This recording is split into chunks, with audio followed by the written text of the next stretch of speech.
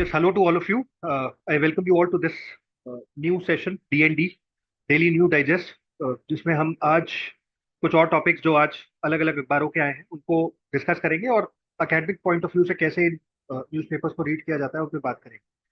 तो I am starting with the first articles of the day. मैंने आज Indian express के आर्टिकल्स लिए हैं, जिनमें पहला आर्टिकल है ASEAN summit. Honourable prime minister is on a trip to Lao PDR, जो एक आसियान कंट्री है, और वो यहाँ पे दो समिट्स में रहेंगे। एक तो आसियान समिट में यूजुअली उनका पार्टिसिपेशन रहता है। ASEAN is a very important entity agency, जिसमें हर साल लगभग इंडिया को एक गेस्ट के तरह बुलाया जा रहा है। और ईस्ट एशिया समिट, जिसका इंडिया ऑलरेडी मेंबर है। तो prime minister is going to be a part of these two summits, जिसमें हमें आज बात करनी है। इस आर्टिकल में जो दो चीजें हैं जो मैं चाहता हूँ कि आप लोग समझे और बहुत इंटरेस्टिंग है, वो ये है कि पहला तो व्हाट इज आसियान। तो the article has a very good history of ASEAN, जिसमें इन्होंने बताया कि 8 अगस्त 1967 को ये शुरू हुआ। सबसे पहले 5 लीडर्स बैठे और इन 5 लीडर्स ने एक डॉक्यूमेंट बनाई, जिसमें they talked about synergies against for economic, social, cultural, technical और अलग अलग तरह का कोऑपरेशन करना। और इसका एक हिडन एजेंडा भी था of sorts, which was to tackle China, because all of these countries are South East Asian countries and coherently देखा जाए तो ये चाइना को भी काउंटर करने के लिए कोशिश कर रहे थे। इस आर्टिकल में इनका official motto, one vision, one identity, one community, और everything is given. And I think India has had a very very good and amicable relationship with almost all the ASEAN countries. तो जितने भी ASEAN countries हैं, इनसे भारत की relationship हमेशा से बहुत अच्छी रही है। And India has been a very active participant, as not as a member state but as an invitee in all these ASEAN summits. फिर इंडिया जो आसियान प्लस 6 ग्रुपिंग है उसका भी मेंबर रहा है, जो इस आर्टिकल में मेंशन्ड है। And this particular summit has been very very important, क्योंकि इसमें कल ऑनरेबल प्राइम मिनिस्टर का एक जो लेख है वो काफी इंपॉर्टेंट हो रहा है, जिसमें उन्होंने कहा है कि we have to ensure that this is an era of war and not peace. Right, तो हमारा जो भारत जो है वो एक वो गौतम बुद्ध की जमीन है और युद्ध यहाँ पे इसका कोई रोल नहीं होना चाहिए। तो this has been reiterated and I think जो भी इस मीटिंग से समिट से टेक अवेज होने वाले हैं उनको हमें ध्यान में रखना चाहिए। इस टॉपिक पे यूपीएससी ऑलरेडी 2015 में एक क्वेश्चन पूछ चुका है, और जिसमें इंडिया की मेंबरशिप पूछी थी कि किन ऑर्गेनाइजेशंस के साथ इंडिया मेंबर है। तो इसका सही आंसर था East Asia summit, because India has been a member of East Asia summit, but Asia Pacific economic cooperation और आसियान, इन दोनों का मेंबर इंडिया नहीं था जब ये क्वेश्चन आया। फिर मेंस में किस तरह के क्वेश्चंस आते हैं, एक तो ये critically examine the aims and objectives of SCO. तो यहाँ पे I want you to understand that all organisations which have an international character, they may be regional, they may be international, but if they are associated with India, a question can be asked. They've already asked a question on Shanghai Cooperation Organization. They've asked question wherein they want to uh, they want you to highlight the difference between BIMSTEC and SARC, and is BIMSTEC a parallel organization compared to SARC? Right, तो इन दो topics पे already question आ गया है। ASEAN पे I have not seen a direct question being asked, but you never know. नहीं पूछा है इसका मतलब और ज्यादा चांस है कि अगली बार पूछ ले। तो this is the first article for the day. इसके सर, साथ इसमें एक एक आर्टिकल और। क्वेश्चन था कि यस सर, आसियान का प्लीज। इंडिया के लिए क्या सर रेलेवेंस, क्या सिग्निफिकेंस है? Sir I believe ASEAN India के लिए बहुत इंपॉर्टेंस रखता है, और इंडिया आसियान के लिए बहुत इंपॉर्टेंस रखता है। The covert reason basically here is China, because ASEAN के देश चाइना की जो डेट ट्रैप डिप्लोमेसी है उसको बिल्कुल भी पसंद नहीं करते हैं, and they want to create या carve a separate sphere for themselves. तो इस वजह से बहुत सारा कन्वर्जेंस आसियान और भारत में दिखाई देता है। एक और चीज जो हमें जोड़ती है, आसियान के जो मेजर देश हैं वो हार्डवेयर इंटेंसिव देश है, और हमारा सॉफ्टवेयर पूरी दुनिया में जाना जाता है। तो एक अच्छी सिनर्जी बन सकती है यहाँ पे। आईटी इंडस्ट्री, आईटी सेक्टर भी काफी इंपॉर्टेंट हो जाता है। Plus there are some very successful ASEAN countries like Singapore, जिनसे हम एक अंडरस्टैंडिंग ले सकते हैं, एक इबरत ले सकते हैं। और बहुत सारे जो इंडिया ने चीजें शुरू की हैं जैसे UPI, they have been becoming popular in countries of ASEAN. तो दूसरा आर्टिकल जो मैं आज इंडियन एक्सप्रेस से ही पिकअप कर रहा है मैंने, वो है green patch spreads in Antarctica. और ग्रीन पैच के क्या नुकसान है इस article. Climate change, global warming, ice melting, these are all peculiar themes जो कि लगभग हर साल क्वेश्चन में आती है। बहुत ही सिग्निफिकेंट एरिया है। एंड अगर आप उसके प्रीवियस ईयर क्वेश्चन देखोगे तो यूल रियलाइज के question are asked very very frequently. जैसे मैंने यहाँ पोस्ट भी किया है कि 2021 में ही यूपीएससी ने पूछा है कि how do the melting of the Arctic ice and glaciers of the Antarctic differently affect the weather patterns and human activities on the earth. Right, तो कहीं ना कहीं ग्लोबल वार्मिंग, जो मेल्टिंग दिखाई दे रही है उसके ऊपर क्वेश्चन है, सी लेवल्स का rise, that is the agenda here. फिर एक क्वेश्चन और यूपीएससी ने 2018 में पूछा था, why is India taking keen interest in the Arctic region. Though the article here is about Antarctic, it may be asked why is India taking a very keen interest in Antarctic region. तो Antarctic has been warming like anything. यहाँ पे कुछ data लिखा हुआ है कि 0.22 से लेके 0.32 डिग्री सेल्सियस पर decade currently, this is the continent is warming very very fast. और कहीं ना कहीं ये एक चिंता का विषय भी है पूरी वर्ल्ड कम्युनिटी के। इसके अलावा यहाँ पे जो कुछ और डेटा लिखा हुआ है कि अंटार्कटिक पेनिनसुला क्यों बाकी अंटार्कटिका की तुलना में ज्यादा तेजी से वार्म हो रहा है, उसके पीछे के जो रीजंस हैं they have been very elaborately discussed. तो I would want the students to discuss या read this article in detail, because यहाँ से आप वर्बटिम डेटा पिक करके अपने आंसर में कोट कर सकते हैं। तो स्टडी के बारे में कहा गया है कि जो वेजिटेशन अंटार्कटिका में बढ़ रहा है, कहीं ना कहीं उसके पीछे का एक रीजन हो सकता है eutrophication as well. Plus when if a continent which has been traditionally been white, अगर वो ग्रीन होने लगेगा तो albedo effect obviously that is going to also create rapid melting of snow. तो अपने आप में global sea rise, sea temperatures are going to rise, melting is going to create a problem, और कुछ वल्नरेबल स्पीशीज जो Antarctica में पाई जाती है उनके ऊपर भी काफी खतरा हो सकता है।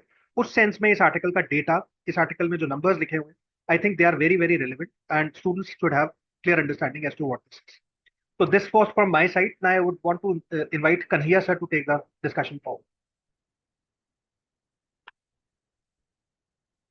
Thank you sir. आज के डिस्कशन में मैं दो इम्पोर्टेंट आर्टिकल्स डिस्कस करना चाहता हूँ। जो फर्स्ट आर्टिकल रहेगा, this is regarding air pollution. ये जो आर्टिकल यहाँ पर दिया हुआ है ये है आज के इंडियन एक्सप्रेस में, जिसमें बोला गया है कि expedite the cloud seeding to combat pollution. तो यहाँ क्लाउड सीडिंग की बात चल रही है। एज यू कैन सी, इस आर्टिकल में जो इम्पोर्टेंट टेक अवेज हैं वो हमारे लिए है, सबसे इम्पोर्टेंट टेक अवे है वो है air pollution plus second is cloud seeding. तो आर्टिफिशियल रेन क्या होती है, क्लाउड सीडिंग क्या होती है? तो क्लाउड सीडिंग का इन शॉर्ट में बताऊँ तो हम आर्टिफिशियली इंड्यूस करते हैं rainfall by using this iodides and salts. So उससे क्या होता है कि ये रेनफॉल इंड्यूस हो सकता है जिसमें जो भी हमारे क्लाउड्स हैं जिसमें मॉइस्चर अवेलेबल है। तो इस केस में हम by spreading these salts and iodides can start this rainfall. तो ये पॉल्यूशन में कैसे हेल्प करती है कि ये जो पॉल्यूशन के पार्टिकल्स होते हैं, पार्टिकुलेट मैटर्स होते हैं जो जो सेटल डाउन हो जाते हैं ड्यू टू रेनफॉल। सो दिल्ली में जब विंटर पॉल्यूशन होता है जो कि काफ़ी बड़ा एक इशू है, वहाँ पर ये हेल्प करेगा। तो क्लाउड सीडिंग के बारे में स्टूडेंट्स को अच्छे से रीड करना चाहिए। इसमें सेकंड थिंग है जो है पॉल्यूशन, पॉल्यूशन के पैरामीटर्स, उसमें एयर क्वालिटी इंडेक्स इंपॉर्टेंट हो जाता है। इस टाइप के एयर क्वालिटी इंडेक्स और स्टैंडर्ड्स हैं जिस पे पहले भी क्वेश्चन आ चुके हैं। इसमें मैं आपको PYQs पे डिस्कस करें हम। तो एक क्वेश्चन है जो पूछा गया है, as you can see this question has been asked in 2022 prelims. यहाँ पर बात की गई है WHO के एयर क्वालिटी स्टैंडर्ड्स की या गाइडलाइंस की। तो इसके ऊपर एक क्वेश्चन पूछा गया है। एक 2019 में क्वेश्चन आया हुआ है प्रीलिम्स का, जिसमें पूछा गया है कि जो का क्रॉप बर्निंग ऑफ क्रॉप्स या स्टबल बर्निंग या बायोमास रेसिड्यू को बर्निंग से जो पॉल्यूटेंट्स निकलते हैं, जो गैसेस निकलती हैं, वो कौन कौन सी है। तो क्योंकि यहाँ पर हम एयर दिल्ली में एयर पोल्यूशन की बात करें तो स्टबल बर्निंग जो होती है वो भी एक मेजर कॉज है। तो उसके बारे में बात करेंगे। तो इस टाइप के क्वेश्चंस ऑलरेडी पूछे जा चुके हैं। तो ये इम्पोर्टेंट हो जाता है स्टूडेंट पर्सपेक्टिव से। सेकेंड आर्टिकल इसके बाद जो सेम न्यूज़पेपर में है, जो मैं लेना चाहता हूँ। So this is the second article. Second article है regarding national agriculture code. Standard national agriculture code की बात यहाँ पर की जा रही है। चार पांच चीजें यहाँ पर इंपॉर्टेंट है। इस पॉलिसी को एक्सप्लेन किया गया है जो भी ब्यूरो ऑफ इंडियन स्टैंडर्ड्स जो है BIS, जिसने इसको फॉर्मुलेट करना स्टार्ट किया है।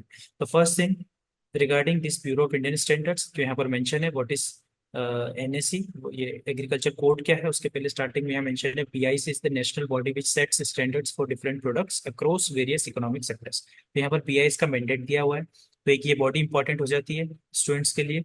दूसरा, यहाँ पर देखा जाएगा तो एग्रीकल्चर कोड में क्या क्या इंक्लूड रहेगा वो मेंशन है, जिसमें पूरी कंप्लीट एग्रीकल्चर साइकिल को कंसिडर किया गया है। तो जैसे for example machinery and various inputs जो हैं ऑलरेडी उसके लिए कोड अवेलेबल है, स्टैंडर्ड्स अवेलेबल है। बट इसके अलावा जो क्रॉप साइकिल है, कंप्लीट क्रॉप साइकिल, उसके लिए यहाँ पर स्टैंडर्ड्स नहीं है, तो उसके लिए स्टैंडर्ड्स को फॉर्मुलेट किया जा रहा है। Second thing which is important, इसकी कितने पार्ट हैं कोड के, तो कोड के यहाँ पर लिखा हुआ है कि दो पार्ट्स रहेंगे। First will contain the general principle for all crops and second will be crop specific. तो अलग अलग क्रॉप्स के लिए अलग अलग स्टैंडर्ड्स या गाइडलाइंस रहेगी। थर्ड थिंग विच इज की क्या क्या कवर करना है, इसमें क्या क्या कवर किया जाएगा, तो जैसे मैंने अभी डिस्कस किया कि इसमें पूरी एग्रीकल्चर की क्रॉप साइकिल पूरी कंप्लीट कवर की जाएगी। एक और टर्मिनोलॉजी यहाँ पर मेंशन है, use of internet of things. तो इंटरनेट ऑफ थिंग्स होता क्या है, इस पे ऑलरेडी यूपीएससी क्वेश्चन पूछ चुका है। इसमें किस टाइप के क्वेश्चंस बन सकते हैं, इसको पूरा टेक्नोलॉजी पर्सपेक्टिव से, जीएस 3 पर्सपेक्टिव से स्टूडेंट्स को रीड करना चाहिए। इसमें मैं अभी आपको क्वेश्चन डिस्कस करूं तो फॉर एग्जांपल 2018 में क्वेश्चन पूछा गया है कि इंटरनेट इंटरनेट ऑफ थिंग्स होता क्या है। तो ये क्वेश्चन है 2018 में पूछा गया है। इसके अलावा इसी आर्टिकल में दूसरे पार्ट्स की बात की जाए तो यहाँ पर लिखा गया है कि क्या क्या ऑब्जेक्टिव्स रहेंगे नेशनल एग्रीकल्चर कोड के। ठीक है, इसके अलावा इसमें यहाँ पर ये भी लिखा गया है कि जो इंटरनेट ऑफ थिंग है उसका एग्रीकल्चर में एप्लीकेशन कैसे रहेगा। तो प्रिसीजन एग्रीकल्चर की, प्रिसीजन फार्मिंग की बात की गई है यहाँ पर। तो उसमें क्या क्या complete information, for example farmers will get the real time soil crop and weather information and that can be used to adjust their inputs. तो ये इंपॉर्टेंट हो जाता है। ऑब्जेक्टिव्स यहाँ पर दिए हुए हैं, सारे इंपॉर्टेंट हो जाएंगे, वन बाय वन सारे ऑब्जेक्टिव्स इंपॉर्टेंट रहेंगे इस पॉलिसी के। एक और चीज यहाँ पर मेंशन है जो स्टूडेंट को रीड करना चाहिए, वो है स्टैंडर्डाइज्ड एग्रीकल्चर डेमोन्स्ट्रेशन फार्म्स। ये होते क्या हैं, सो SADFs जो हैं वो क्या होते हैं यहाँ पर मेंशन है, और किस टाइप से इसमें फाइनेंशियल हेल्प प्रोवाइड की जाती है, फाइनेंशियल असिस्टेंस प्रोवाइड किया जाता है to institutes to form these SADFs which serve as an experimental sites for testing and implementing various agriculture practices। जैसे फॉर एग्जांपल कोई नई टेक्नोलॉजी लेके आ रहा है BIS, या नई एग्रीकल्चर प्रैक्टिस या गाइडलाइन लेके आ रहा है, तो उसको टेस्ट कहाँ किया जाएगा, इन फील्ड्स में किया जाएगा, इन फार्म्स में किया जाएगा। तो ये स्टूडेंट के पर्सपेक्टिव से एक इंपॉर्टेंट थिंग हो जाती है यहाँ पर। सर ये इसमें एक तीन टर्म, चार। जी सर। करेंगे सर, इसमें एक टर्म मेंशन्ड है, bureau of Indian standards. I have seen a lot of questions के ये लोग कई बार मिनिस्ट्रीज के नाम पूछ लेते हैं कि किसी संस्था से जुड़ी हुई मिनिस्ट्री का नाम बताइए। क्या आप इसका बता सकते हैं, ब्यूरो ऑफ इंडियन स्टैंडर्ड्स किस मिनिस्ट्री के अंदर आएगा? Yes sir. सर BIS जो है, ब्यूरो ऑफ इंडियन स्टैंडर्ड्स, इसमें जैसे फॉर एग्जांपल कोई बॉडी होती है तो क्वेश्चन पूछ लिया जाता है कि ये स्टेचुटरी बॉडी है या फिर किसी एग्जीक्यूटिव एक्शन से बना है, किस टाइप से इसका फॉर्मेशन हुआ है। तो मैं बता दूं ये स्टेचुटरी बॉडी है जो किसी एक्ट के थ्रू बनी है। सेकंड थिंग, मिनिस्ट्रीज पूछ ली जाती है, तो ये ministry of consumer affairs, food and public distribution, उसके अंडर में आती है। तो एक मिनिस्ट्री स्टूडेंट्स को याद रखनी चाहिए, इसको रीड करना चाहिए, इसका मैंडेट को और रीड कर लें मैं सजेस्ट करूंगा, जिससे इनको समझ में आ जाए कि मान लो कब जब कंप्लीट क्वेश्चन पूछा जाता है तो हो सकता है एक ऑप्शन आपका मैंडेट का बन जाए इसमें। सो इस तरीके से इसको कंप्लीट किया जा सकता है। So this was from my side under these two articles. Now I would like to invite Gani sir to continue the discussion. Thank you, sir. I have also shortlisted couple of topics which are important from the exam point of view. The first topic that I'd like to discuss is about the CAA. तो इस topic में दो तीन information, खासा तीन information आपके लिए precisely important है। First you can cover that what is CAA, ये सिटीजनशिप अमेंडमेंट एक्ट 2019 क्या है। बेसिकली ये GS पेपर 2 का पार्ट है, गवर्नेंस में ये आएगा। Try to know more about this CAA कि इसका रिलेवेंस क्या है, इसका सिग्निफिकेंस क्या है, what are the criteria and eligibility criteria. और इसमें एक टर्म देके रखा हुआ है, वो है सिटीजनशिप एक्ट ऑफ 1955। इसको भी अच्छे से जरा पढ़िएगा, ये भी काफी इंपॉर्टेंट है, इस पे भी काफी बार क्वेश्चन पूछा जा चुका है मेंस में भी और प्रीलिम्स में भी। तो इसके क्राइटेरिया पढ़िए, इसके रिलेवेंस पढ़िए, इसके चैलेंजेस जरूर पढ़िएगा। एंड सिमिलरली ओवर हियर एक टर्म और देके रखा हुआ है, RTI act 2005। Again, this topic is important because mains में और प्रीलिम्स में दोनों में क्वेश्चन आया, तो उसका सिग्निफिकेंस पढ़िए, इसके चैलेंजेस पढ़िए, what could be the way forward to this RTI right to information. और इसमें क्या क्या अभी रिसेंटली अमेंडमेंट हुए हैं वो आप पढ़ सकते हैं। ठीक है। इसमें अगर हम क्वेश्चंस की बात करें तो एक RTI से क्वेश्चन आ चुका है ऑलरेडी 2018 में, ये क्वेश्चन था। ओके। एंड सिटीजनशिप एक्ट से भी एक क्वेश्चन आ चुका है, and this was a question which was asked in 2021। Okay, so you can cover this information from this article of sir the इसमें हिंद। जो CA है, इसमें मेंस में किस टाइप के क्वेश्चंस पूछे जा सकते हैं? सर मेंस में उसकी सिग्निफिकेंस पूछा जा सकता है, जो चैलेंजेस हैं इससे रिलेटेड क्वेश्चन आ सकता है आपका। और इसका जो कंट्रोवर्सी अभी चल रही है इसके अंदर, उसके पर्सपेक्टिव से भी आप उसको पढ़ें कि क्या कंट्रोवर्सी है और क्या इसके अंदर इसको वे फॉरवर्ड क्या हो सकता है। तो चैलेंजेस से रिलेटेड क्वेश्चन जरूर आ सकता है इसमें मेंस में। Okay, moving on to the next topic, that is from the Times of India. The topic is NCBC, National Commission for Backward Classes. Again, this topic comes under the GS paper 2. अब इसमें आपको NCBC के बारे में पढ़ना है कि what is NCBC, what is the background of the NCBC, and what is the structure of NCBC, what are the constitutional provisions which are related to the National Commission for Backward Classes. And similarly, over here you can also know more about the power and the function of the body. And finally, what are the challenges associated with this body? Again, इससे related एक question आ चुका है mains में, and this was the question which was asked in 2022. उसमें directly question आया था कि discuss the role of the NCBC in the wake of its transformation from the statutory body to a constitutional body. जैसे कि अभी Mustafa sir ने भी कहा कि बॉडीज बड़ी इंपॉर्टेंट है एग्जाम के पॉइंट ऑफ व्यू से। यू शुड नो कि जो बॉडी का नेचर है वो किस तरह का है। Is it a constitutional body और स्टैट्यूटरी बॉडी और एग्जीक्यूटिव बॉडी, और किस मिनिस्ट्री के अंदर आती है वो भी आप इसमें नोट डाउन कर सकते हैं। Okay, so that's it from my side. Now I like to invite Gaurav sir to take over. Thank you Ghani sir. So दो आर्टिकल्स आज द हिंदू से पिक किए मैंने, and first article is related to your GS paper 3, environment ecology से रिलेटेड है, और वो मेंस प्रीलिम्स के पॉइंट ऑफ व्यू से भी बहुत इंपॉर्टेंट है। The blue blooded creature on the Odisha coast line. तो ये हॉर्स शू क्रैब के बारे में ये आर्टिकल है, and there are so many points to ponder upon. Student 5-6 points हैं जो स्टूडेंट नोट आउट डाउन कर सकते हैं। पहला ये है, हॉर्सशू क्रैब जो होता है दैट इज लिविंग फॉसल। तो लिविंग फॉसल क्या होता है वो जान लें।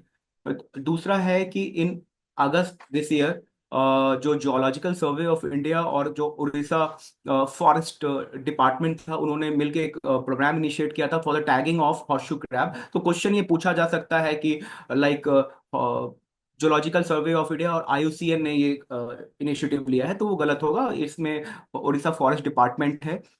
तीसरा important takeaway है इस आर्टिकल का, that student should note down the conservation status of the horseshoe crab, and there are like, even in this article there is mentioned that there are 4 species of horseshoe crab in all worldwide. in India 2 मिलते हैं।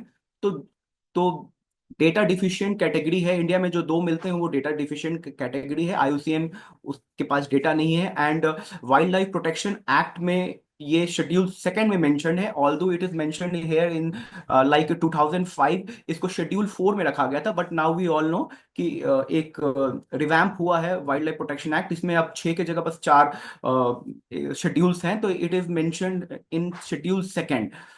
और एक important बात mentioned है that ये जो horseshoe crab है that is known for its prized possession of blue blood which is help, जिसका काम होता है डायग्नोस्टिक किट बनाने के लिए काम होता है। तो ब्लू ब्लड ये इंपॉर्टेंट है, ये हमें जानना है कि इसका ये जो काम है ये एक डायग्नोस्टिक किट बनाने के लिए इसका यूज होता है, और इसीलिए शायद इसकी काफी एक तरह से इलीगली इसको एक्सट्रैक्ट किया जाता है। एंड देन ये इंडिया में मिलता कहाँ है? जनरली बालासोर बीच, बालासोर एक जगह है उड़ीसा में, और ये बीच मेंशन है बलारगढ़ मडी बीच, यहाँ पे जनरली ये मिलता है। And then as I have told earlier also there are the 4 species of horseshoe crab. India में 2 मिलते हैं। तो कौन कौन से मिलते हैं इंडिया में? They should note it down. Then there is important one fact that is important कि ये टाइड्स जो होते हैं, इनका जो लाइफ साइकिल होता है वो टाइड्स पे काफी निर्भर करता है, and water is essential for activation of their eggs, and they lay their eggs in the high tide line, as because if water से कांटेक्ट नहीं होगा the eggs will remain dormant, and and then this article also talks about man and animal conflict, because बात हो रही है कि ये जो जहाँ पे ये हॉर्सशू क्रैब्स रहते हैं उसका इकोलॉजिकल सेंसिटिव जोन्स में डालने के लिए तो क्या होगा, उससे लोगों का लाइवलीहुड इफेक्ट हो सकता है। तो it is also talks about the man animal conflict. So there are so many information loaded article है ये, and students should take it very seriously for their both for the prelims point of view and for the point of view of GS paper 3। Gaurav sir, इस article से किस type के questions expect किया जा सकता है बच्चों के द्वारा? सर इसमें एक चीज मैंने कहना मैं अभी रह गया, वो ये होता है कि ये जो ये इसका भोजन क्या होता है। तो ये जनरली डिट्रिटिस जो होते हैं ना, सड़े गले इंसेक्ट्स हैं उस पे, एंड एल्गी, ये इसको खाते हैं। तो जनरली इस पे क्वेश्चन आए हुए हैं। तो if my screen is visible, 2019 में क्वेश्चन आया था। देखिए, some species of turtles are herbivorous, some species of fishes are herbivorous. तो ये जो क्या इनटेक है इनका, इनका फूड क्या है, इस पे क्वेश्चन हो सकता है। And it is specially mentioned in this article that they feeds on the detritus.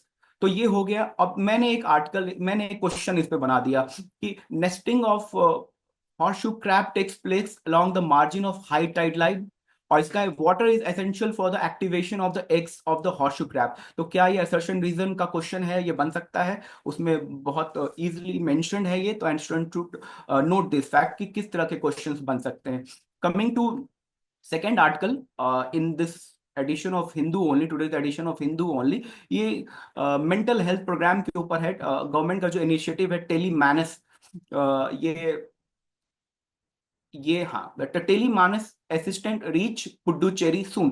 तो ये टेली मानस इनिशिएटिव के ऊपर है। तो student should note it down कि इसमें दो इंपॉर्टेंट पॉइंट है कि टेली मानस एग्जैक्टली है क्या। तो ये एक टेलीफोनिकली काउंसलिंग में मदद करता है, और जो लोग मेंटल हेल्थ के इशू को फेस कर रहे हैं दे कैन कॉल। और इसमें कुछ फैक्ट्स दिए हुए हैं, फैक्ट्स इतना इंपॉर्टेंट नहीं है, बट ये केस स्टडी के पॉइंट ऑफ व्यू से इसको लिया जा सकता है। और इससे अलावा और क्या क्या गवर्नमेंट के इनिशिएटिव्स रहे हैं मेंटल हेल्थ को लेकर, जैसे मनोदर्पण स्कीम है या किरण स्कीम है, वो सब जान सकते हैं। For the men's point of view NCRB का डेटा वो थोड़ा देख सकते हैं कि सुसाइड रेट्स क्या है for the related to mental challenges. तो ये इंपॉर्टेंट टेक अवे है इस आर्टिकल का। That's all from my side. Now I will invite Manish sir to take this discussion forward. Thank you, Gaurav sir. Thank you, Gaurav sir. I have two articles, one from Indian Express and another from the Hindu. The very first article I'm going to discuss is related to Can India Escape the Middle Income Trap? ये article highlight किया गया है on the basis of data that has been released by the world development report, जो world bank का एक वो होता है, रिपोर्ट होता है।